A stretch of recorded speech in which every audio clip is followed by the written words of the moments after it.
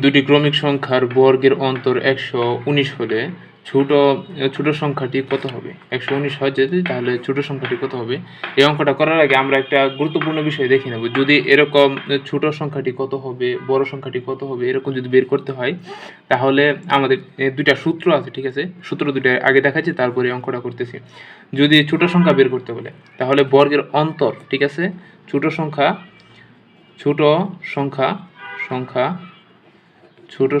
Equal বর্গের অন্তর দেওয়া আছে, অন্তর -1 হবে এবং নিচে 2 দিয়ে ভাগ করতে হবে। আর যদি এখানে থাকে বড় সংখ্যা, তো